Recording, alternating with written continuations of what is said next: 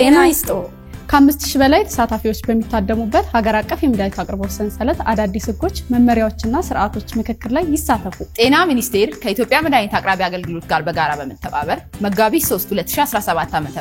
በመድኃኒት አቅርቦት ሰንሰለት ዙሪያ አዳዲስ ኢኒሼቲቮችን ለማስተዋወቅ ዌቢናር አዘጋጅቷል። ዌቢናሩ በጤና ሚኒስቴር ሚኒስትር ክብርት ዶክተር መቅደስ ዳባ የሚመራ ሲሆን ተሳታፊዎችም የጤናው ዘርፍ የደም ስር የሆኑት ጤና ሚኒስቴር፣ የኢትዮጵያ መድኃኒት አቅራቢ አገልግሎትና 19ኙ ቅርንጫፎች፣ የኢትዮጵያ ምግብና መድኃኒት ቁጥጥር ባለስልጣን፣ የህብረተሰብ ጤና ኢንስቲትዩት፣ የከተማ አስተዳደር ጤና ቢሮዎችና የክልል ጤና ቢሮዎች፣ የኢትዮጵያ ጤና መድን አገልግሎት፣ በሀገራችን የሚገኙ ሆስፒታሎች፣ የዞን ጤና መምሪያ ኃላፊዎች፣ የወረዳ ጤና ቢሮዎች፣ ጤና ጣቢያዎች እንዲሁም አጋር ድርጅቶች በጋራ ይመክራሉ። በአጠቃላይ በመድኃኒት አቅርቦት ሰንሰለት መሻሻል ዙሪያ የጋራ ግንዛቤን ለመፍጠር በመሆኑ በእለቱ ከጠዋቱ 3 ሰዓት እስከ ረፋዱ 6 ሰዓት በኢትዮጵያ መድኃኒት አቅራቢ አገልግሎት የፌስቡክ እና የዩቲዩብ ቻናል እንዲሁም በጤና ሚኒስቴር የፌስቡክ እና የዌብሳይት ቻናል በቀጥታ የሚተላለፍ በመሆኑ በፕሮግራሙም ላይ ሐሳብ አስተያየቱን እንዲሰጡ ጥያቄ እንዲያቀርቡ ጥሪያችንን እናስተላልፋለን። የኢፌዴሪ ጤና ሚኒስቴር የዜጎች ጤና ለሀገር ብልጽግና